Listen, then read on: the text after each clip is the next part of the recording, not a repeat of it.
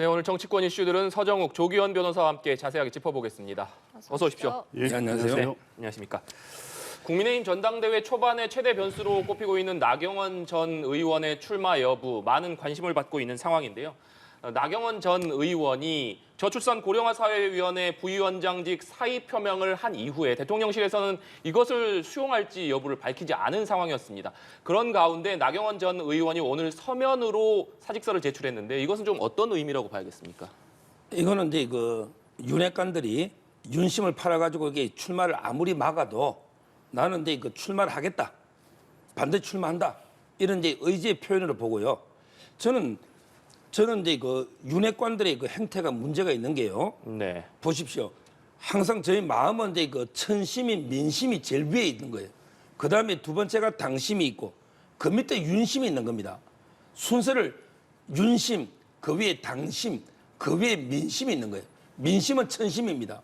자, 그러면 이제 나경원 전 원내대표가요, 자유우파 보수 쪽의 민심 여론조사도 1위고 그 다음에 당원들 당심도 1위잖아요.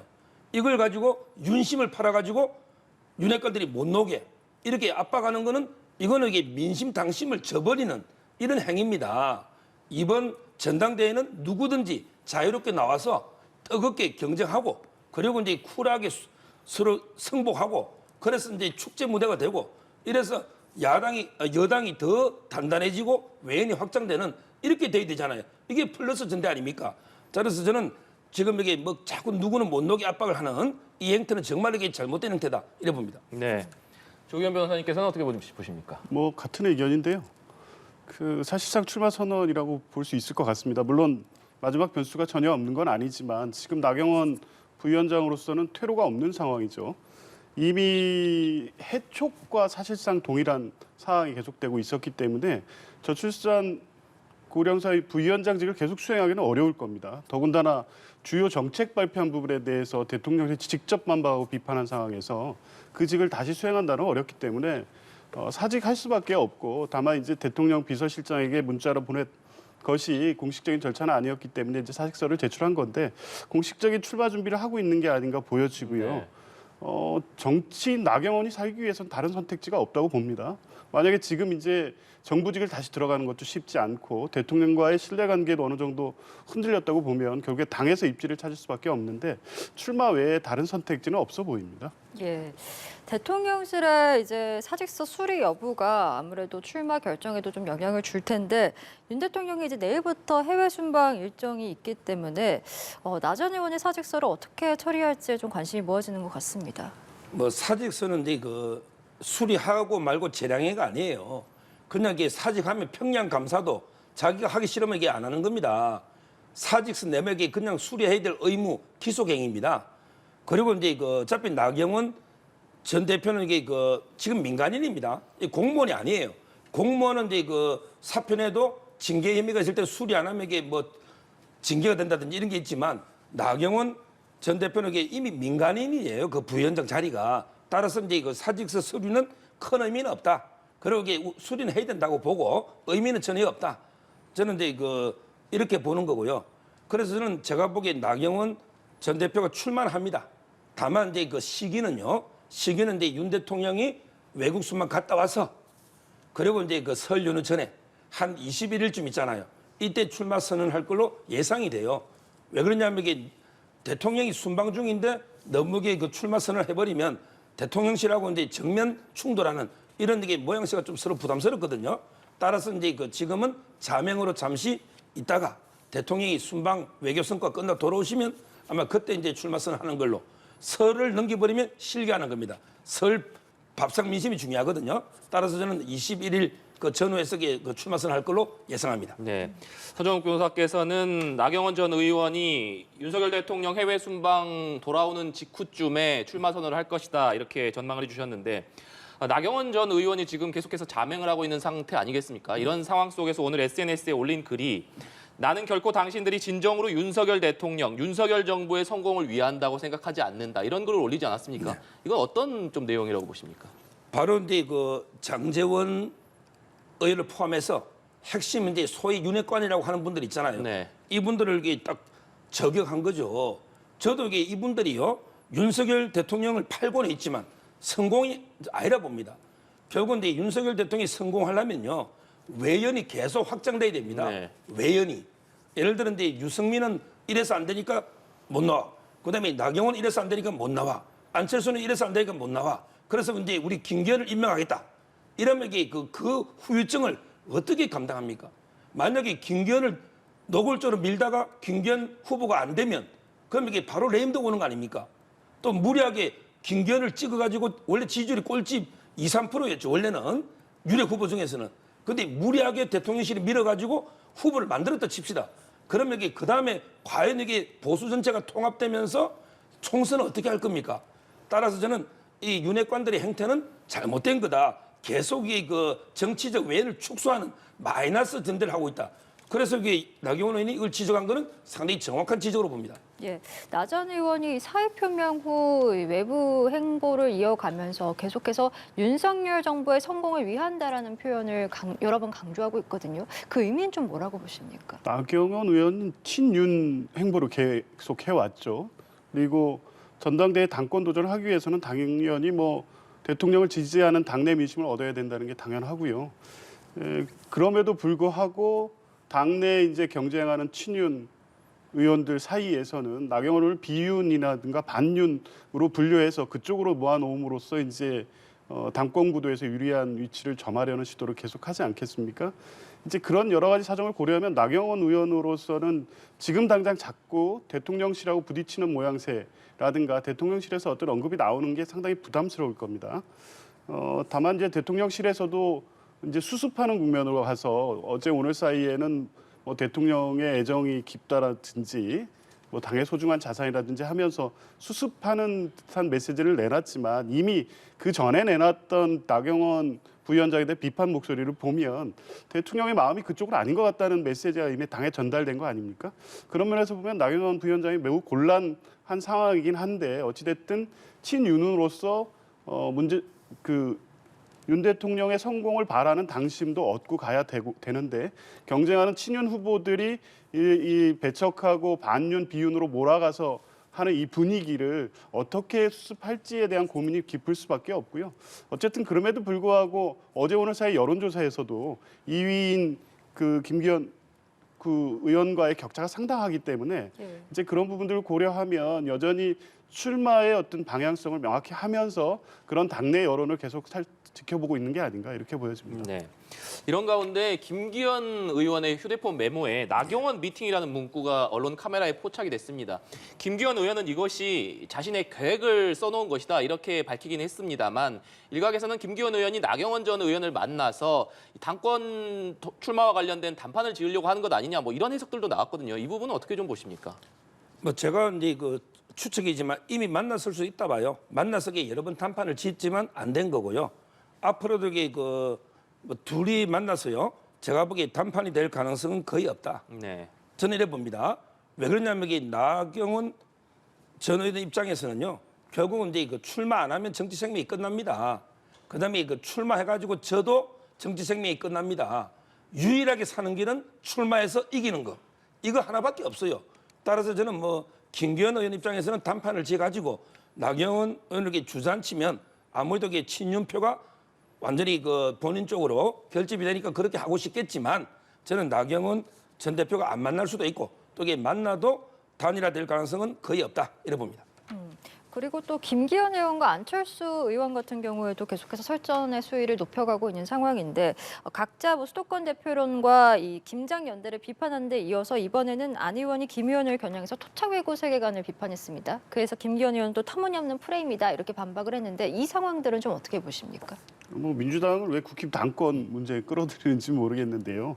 서로 간에 이제 그런 비판이 이제 상처가 됨에도 불구하고 그런 인식들이 있다는 걸 확인했다는 부분 일단 그게 의미가 있고요. 최근에 어쨌든 나경원 부위원장이 그 6일 날 사의 표명을 한 것이 보도된 이후에 국민의힘 당권 관련 모든 보도는 나경원 의원 관련 보도들입니다. 그러면 이제 2위 내지 그 밑에 3, 4위를 하는 후보들은 조바심이 날 수밖에 없거든요. 어쨌든 아직 전당대 일정이 공식화되지는 않았지만 불과 이제 2개월 앞둔 상황이면 초반에 기세 싸움도 중요한데 나경원 부위원장이 아직 출마 여부도 공식적으로 선언하지 않은 상태에서 모든 이슈를 나경원 부위원장이 끌고 가고 있습니다. 이게 부담스러운 상황이죠. 그렇다 보면 이제 그 밑에 따라가는 후보들 간에는 일단 그런 부담감 때문에 언사가 험해질 수밖에 없겠죠. 이제 그런 것의 반영이라고 보여지는데요. 뭐 어떤 비판도 뭐 당내에서 나올 수 있습니다만 그 프레임에 뭐 민주당까지 끌고 들어가시면서 그렇게 비판하실 필요가 있었나 이런 생각이 듭니다. 네. 주제를 좀 바꿔보겠습니다. 민주당 이재명 대표가 어제 신년 기자회견을 했습니다. 관련해서 여야 원내대표 발언 듣고 대담 이어가도록 하겠습니다. 내용이 길던데 내용이 하나도 들어오지 않습니다. 자기 발등에 급한 불부터 꺼야 되는데 지금 뭐 저런 딴청 부리듯이 저런 이야기를 하니까 그 이목을 딴 데 돌리기 위해서 저러는가 싶기도 하고 한마디 말이 맞지 않으면 1000만 마디 말이 다 쓸데없다는 이야기가 있습니다. 국민들이 지금 가장 궁금해하는 것은 이재명 대표를 둘러싼 숱한 의혹들에 대한 이재명 대표의 자세한 입장 표명입니다. 대통령과의 회담을 거듭 제안했건만 윤석열 대통령이 아닌 여당 지도부가 먼저 윤심 대변에 나섰습니다. 국민의힘 양 지도부는 대통령이 범죄 피의자와 면담할 때가 아니다. 본인의 사법적 문제부터 처리하는 게 맞다고 밝혔습니다. 공과 사도 구분 못하는 편협하고 졸렬한 인식도 놀랍지만 대화와 협치에 기회마저 내팽개치는 적대적 태도에 국민의 얼굴이 다 뜨거울 지경입니다. 네, 이재명 대표의 신년 기자회견에 대한 여야 원내대표의 엇갈린 입장을 듣고 오셨습니다. 서정욱 변호사께서는 좀 어떻게 들으셨습니까? 결국 이제 이번에 검찰 출석할 때 성남 FC 있잖아요. 네. 이때도 이제 그 김대중 대통령, 노무현 대통령의 논두렁식에 있잖아요. 이걸 이렇게 막 강조하면서 검찰을 비판했잖아요. 그런데 김대중, 노무현 대통령을 왜 끌어들입니까? 이게 같은 비유입니까? 이재명 대표가 이제 그 민주화 운동 하다가 지금 이게 FC 그 검찰에 출석한 겁니까? 그게 아니잖아요. 전부 게 오래된 개인 비리 혐의 아닙니까? 그래서 저는 김대중, 노무현 대통령이 끌어들인 것도 문제고 이번에 그 기자회견도 결국은 이제 본인의 사법 리스크를 피하기 위해서 대통령하고 이게 영수회담 제안한 게 아닌가? 내가 야당 대표로 대통령하고 면담하는데 설마 이게 검찰이 나를 구속할 수 있겠는가? 이런 이제 리스크를 모면하기 위해서 아마 저는 꼼수로 제안한 거다 이렇게 보이고요. 지금 이게 내일 모레 영장이 청구될지 어떻게 될지 기소는 확실하잖아요. 기소는 구속은 이게 좀 더 지켜봐야 되지만 이런 이게 혐의자하고 대통령이 어떻게 만납니까? 사법 리스크가 해소되고 나서 뭐 만나든지 아니면 당 대표가 바뀌고 뭐 비대위원장이 들었으면 그때 되면 협치하겠죠. 그때 만나는 게 저는 맞다 봅니다. 네, 조기훈 변호사께서는 기자회견 좀 어떻게 보셨습니까? 어쨌든 이제 검찰이 출석해서 수사를 받았습니다. 그리고 향후 제기된 모든 의혹에 대해서 당당히 수사받고 혐의가 없다는 점을 밝히겠다는 입장을 갖고 계십니다. 그건 그거고요. 제1야당의 대표 아닙니까? 그러면 제1야당의 대표고 원내 일당입니다. 그러면 정부에 대한 비판도 있지만 야당이 생각하는 국정 운영의 비전이라든가 지금 당면한 현안 관련된 입장을 충분히 밝히고 또 그것에 대한 국민적 동의나 지지를 설득하는 게 당연한 것이죠. 그런 내용들이었고요. 어떻게 핵심적으로는 윤석열 정부 출범 이후에 여야 간 협치는커녕 대화 자체가 이루어지지 않고 있습니다. 국회도 계속 대립 국면에서 겨우겨우 예산안만 통과시킨 상태고요. 당연히 제1야당 대표가 대통령과의 대화 제안은 할 수 있는 거고요. 계속 해왔는데 전혀 응하지 않고 있습니다. 기승전 검찰 수사만을 얘기하고 있는데요. 적어도 국민의힘도 마찬가지고 대통령께서도 마찬가지인데 제1야당의 대표란 점은 그거로서 인정하고 그에 대한 대화나 국정에 대한 협의 또 필요하면 도움 요청하실 수 있어야 되죠. 수사는 수사대로 받겠다는 거 아닙니까? 그런 제안을 한 거고 야당 대표로서 당연히 할 말을 하셨다. 이렇게 보는 게 맞습니다. 예, 이재명 대표와 관련된 의혹들도 좀 살펴보겠습니다. 이재명 대표가 검찰에 출석하는 날 김성태 전 쌈방울 회장이 태국에서 검거가 된 뒤에 송환 거부 소송을 제기하지 않고 자진 귀국하겠다라는 뜻을 밝혔습니다. 자진 귀국을 결정한 그 배경도 궁금하고 이 대표의 수사에 또 앞으로 어떤 영향을 미칠 거라고 보시는지도 궁금합니다. 얼마 전에 그 김성태 회장의 그 매제 있잖아요. 그분이 그 회계 책임자입니다. 김모 씨가 매제가 이제 그 잡혀가 지금 재판 중에 있거든요. 그 재판 날짜가 이제 그 다음 2월달에 잡혔다고 합니다. 태국에서. 그런데 문제는 이제 그때 매제를 잡을 때는 경찰이 잡았어요.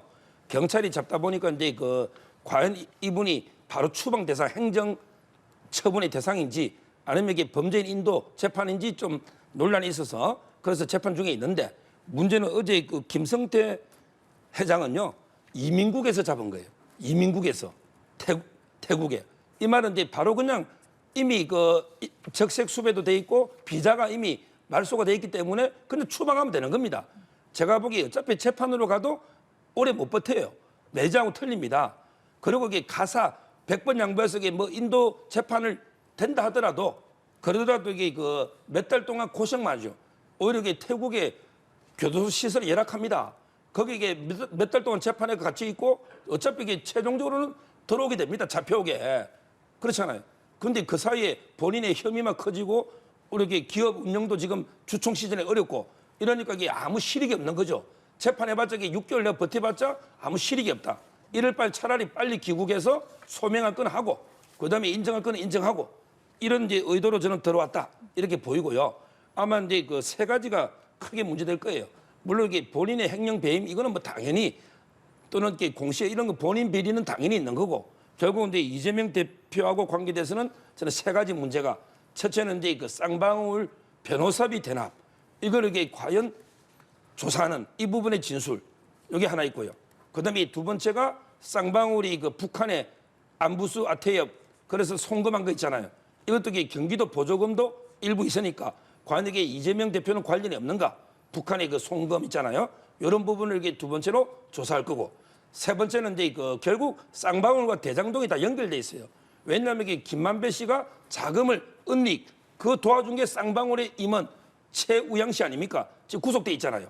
결국 쌍방울을 조사하다 보면 대장동까지 연결되는 이런 이제 크게 대장동 그다음에 북한 송금 그다음에 변호사비 대납 이런 부분들을 조사할 걸로 보입니다. 뭐 송환 관련해서는 지금 말씀대로 실익이 없죠. 빨리 와서 검찰에 협조하는 듯한 태도를 보여야 아무래도 이후 기소나 공판 단계에서 형량이나 이런 부분에 대한 어느 정도의 그 고려를 받을 수 있다는 판단이 당연히 있을 거고요. 일단은 지금 말씀하신 대로 쌍방울 수사는 이재명 대표 관련된 수사가 주류가 아닙니다. 계열사 간 자금 거래라든가 횡령 배임 이 수사고요. 주로 이재명 대표 관련해서 변호사비 대납 문제를 여기에 같이 엮어서 얘기를 하고 의혹 제기를 하고 있는데 이거 최초의 문제 제기를 했던 최모 씨 거짓말이라고 이미 부인했습니다. 검찰에서. 물론 이제 수사를 통해서 그 신빙성을 따져보겠지만 실제 그 변호사 쪽으로 돈이 흘러갔다는 돈이 쌍방울 내에 M&A 간 거래 자금일 가능성이라는 보도도 나오고 있습니다. 그러면 지금 숱한 의혹뿐이지 변호사비를 대납했다는 합리적인 어떤 설득력 있는 주장 내지 증거가 없는 상태입니다. 그럼에도 불구하고 의혹만 계속 제기되고 있는 상태죠. 그런데 쌍방울 김성태 전 회장에 대한 수사를 언급하면 바로 이재명 대표 변호사비 대납 연결시키는 거 적절하지 않다고 보고요.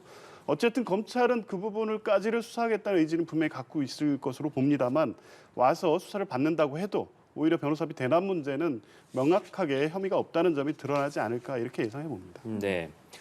어제 국회에서는 일제 강제징용 해법 공개 토론회가 열렸습니다. 여기서 정부안이 공개가 됐는데 일본의 전범 기업 대신에 제3자 그러니까 정부 산하의 피해자 지원 재단이 우선 배상하는 방안이 제시가 됐습니다. 외교부는 창의적인 접근이 필요한 상황이다 이렇게 밝혔습니다만 피해자 단체에서는 일본의 사과와 직접 배상 요구가 받아들여지지 않았기 때문에 이것을 절대 수용할 수 없다 이렇게 강하게 반발하고 있는 상황인데 정부에서 이런 해법을 내놓은 배경을 좀 어떻게 보시는지 궁금하네요.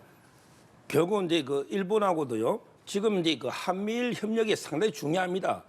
경제도 중요하지만 안보에서도 한미일 협력이 중요한데 언제까지 이게 일본하고 과거사 문제 때문에 발목이 잡혀가지고 미래로 못 나갈 수는 없잖아요.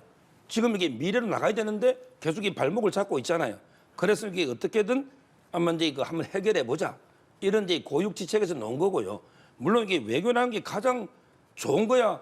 뭐 물론 이게 일본 사과도 받고 일본 기업이 돈 내고 다 좋지만 외교라는 게 일방적으로 우리 뜻대로 되는 건 아니거든요. 서로 이게 그 상호주의가 있는 거고 또 이제 그 역지사지도 있는 거예요. 근데 저는 이 부분은요. 지금 이게 대법원 판결이 나 있으니까 존중할 수밖에 없지만 제 개인 사견은 이게 강제징용은 이미 그 65년에 우리 일본하고 협정 있잖아요. 박정희 대통령 때 저는 이제 그때 이미 해결된 문제다. 저는 그렇게 생각합니다. 법조인으로서. 근데 이걸 우리 일방적으로 우리 대법원에서 배상해라 이런 판결이 나오니까 일본이 지금 안 따르고 있는 거 아닙니까? 판결 내용을. 우리도 이게 일방적으로 일본의 대법원이 한국에 우리나라에 대해서 판결하면 우리도 일본 대법원 판결을 따를 이유는 없죠. 국제법이 있으니까. 따라서 저는 이게 일본은 이게 끝까지 거부하고 있고 우리는 이게 어떻게든 문제를 풀어야 되니까. 그래서 여러 가지 방안 중에 하나가 이제 차라리 그러면 이런 이제 공공기금이나 이런 걸로 이게 배상해 주자. 이런 안이 나왔거든요. 따라서 너무 이게 반대만 할 게 아니고 저는 이제 이런 대안들을 통해서 적극 노력해야 된다. 어차피 이게 우리가 미래로 일본하고도 가야 안 되겠습니까? 이런 노력이 필요하다 봐요. 네, 한일 관계를 풀어야 하기 때문에 이런 노력이 좀 필요하다 이렇게 말씀해 주셨습니다. 그런데 피해자 단체에서는 워낙 정부가 어제 내놓은 안에 대해서 강력하게 반발하고 있는 상황이기 때문에 이것을 수용할 가능성은 지금 굉장히 낮아 보이거든요. 수용하기 어렵다고 봅니다. 이게 이제 어제 설명하면서 창의적 방안이다라고 설명을 했는데 창의적이지 않죠. 이미 2022년 10월에 일본 교도통신이 이 내용을 먼저 보도하고 있었습니다. 그리고 그간 윤석열 대통령 취임 이후에 약식이든 뭐든 일본 총리와 만나는 자리에서 계속 이 문제와 언급이 있었다는 겁니다. 일본과의 관계 개선에서 이 부분을 일본이 계속 요구하고 있는 겁니다. 한일 관계에서 미래는 과거에 대한 청산 없이는 갈 수가 없습니다. 더군다나 일본은 지금 노골적으로 군국주의화에 대한 시도를 하고 있지 않습니까? 한미일이 안보 협력은 필요합니다만 일본의 이런 요구사항까지 다 들어주면서 과거를 부인하는 일본과 협력을 위해서 이렇게 우리 국민이 식민지의 인권에 심각한 피해를 입은 그래서 대법원이 지급하라는 판결까지 확정돼 있는 사안에 대해서 왜 우리 정부가 나서서 우리 기업이 낸 돈으로 배상을 해주라는 건지 이해할 수가 없고요. 이건 피해자의 인권의 문제입니다. 그분들 한 분 한 분의 돈 1억 지급 문제가 아닙니다. 돈 1억 기업들로부터 후원받아서 지급하는 거예요. 이런 식으로 해결될 문제가 아니라는 부분은 계속적으로 지적돼 왔는데 결국 정부가 이런 선택을 했다는 것. 피해자수 당연히 수용할 수 없고요. 국민들의 비판을 받을 수밖에 없다고 봅니다. 예. 이태원 참사와 관련된 이야기도 좀 해보겠습니다. 경찰청 특별수사본부가 수사 결과를 발표하고 활동을 마무리 졌습니다. 결과적으로 이임재 전 용산경찰서장과 박희영 용산구청장 등 핵심 피의자를 포함해서 23명이 검찰에 넘겨졌는데 이상민 행안부 장관은 일단 무혐의, 윤희근 경찰청장은 내사 종결을 하기로 됐습니다. 이를 두고 일각에서는 꼬리 자르기가 아니냐, 용두삼이다 이런 비판도 있는 것 같습니다. 어떻게 좀 이 상황 보시는지요? 저는 이제 전혀 동의하지 않습니다. 왜냐하면 이게 법적 책임하고 정치적 책임은 구별해야 돼요. 법적 책임은 이제 서장이든 구청이든 따져봐야 되지만 이상민 장관이 법적으로 책임지라? 이거는 과합니다. 이거는 이제 장관 정도면 정치적 책임은 모르지만 따라서 이게 이상민을 장관을 구속해야만 그게 수사고 구속 안 하면 이게 꼬리 자르기냐? 저는 동의를 안 하고요. 두 개 구별되고요. 근데 두 번째 법리적으로만 본다면 저는 이게 법조인 아닙니까? 법리만 본다면 이게 23명이 전부 이게 과실범의 공동정범으로 이렇게 했거든요. 이건 나중에 치열한 아마 법리가 벌어질 겁니다. 우리나라는 이게 원칙은 고의범 있잖아요. 고의로 여러 명이 공모를 해가지고 공동정범했을 때 이럴 때 이게 원칙이 되고요.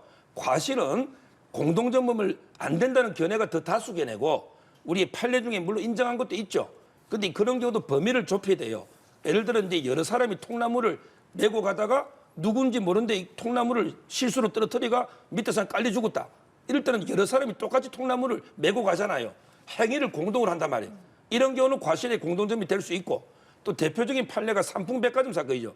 삼풍백화점이 붕괴될 때는 건물을 지을 때 설계, 감리, 시공, 관리 요거는 이게 행위를 공동으로 하잖아요. 백화점을 짓는. 그러니까 이제 공동정범 인정했는데 이것처럼 아예 아무 관계 없는 경찰서, 그다음에 구청, 서울시 이런 기관들이 전부 공동으로 해가지고 공동정범이다. 이거는 자기 책임에 대해서만 자기 한 행위에 대해서만 책임을 지는 이런 엄격한 행위 책임 원칙에 반할 수가 있거든요. 따라 저는 지금 이게 여론에 어느 정도 떠밀려서 무리하게 과실 공동정범으로 23명 했지만 법정에서 아마 치열한 다툼이 벌어질 걸로 보입니다. 159명이 희생된 사회적 참사입니다. 책임지는 사람이 당연히 있어야 되죠. 법리적으로는 이상민 장관이라든가 윤희근 총장에 대해서 책임이 성립하지 않는다는 분석이 있을 수 있습니다. 그런데 그게 합리적으로 받아들여지려면 수사 과정에서 충분한 수사가 이루어졌느냐에 대한 의문이 해소가 돼야 되는데 그 부분에 대한 뭐 납득할 만한 설명 없이 밑에 이제 하위 책임자들에 대해만 지금 기소가 된 상태입니다. 이상민 장관이 왜 보고가 늦었는지, 보고 전후 사정에서 이 부분에 대해서 어떻게 판단을 했고, 그 희생자들의 어떤 이후 과정에서 책임질 만한 일이 있었는지에 대한 수사가 이루어지지 않은 것 같습니다. 그 부분에 대해서 수사를 하고 수사 결과 이런 내용이 있었으므로 혐의가 없다라고 했으면 납득을 할 텐데 수사가 제대로 이루어지지 않은 것이 명백한데 최고 책임자들은 책임 선상에서 다 제외시키고 밑에 이제 말단에 있는 분들에 대한 책임만 다 그 수사 결과로 발표됐기 때문에 용두삼이라는 비판을 받을 수밖에 없고요. 어쨌든 이와 별개로 이제 검찰은 더 수사를 하겠지만 정치적 책임을 지는 문제는 또 다른 문제입니다. 형사적으로 처벌을 하는 것도 중요하고요. 이상민 장관이 책임져야 된다는 것은 이미 국민의힘 내부에서 사건 초기부터 계속 나왔습니다. 다만 정치적 필요에 의해서 대통령이 뭐 감싸기도 했고 이제 그러다 보니까 상황이 이렇게 왔지만 여전히 국민들은 이번 참사에 대해서 누군가 책임을 져야 된다면 당연히 이상민 장관이다라는 얘기를 여전히 하고 있습니다. 그거에 대해서 응답할 때라고 봅니다. 알겠습니다. 저희 오늘 두 분 말씀은 여기까지 듣도록 하겠습니다. 지금까지 서정욱, 조기현 변호사 두 분과 함께했습니다. 오늘 말씀 고맙습니다. 고맙습니다. 감사합니다. 감사합니다.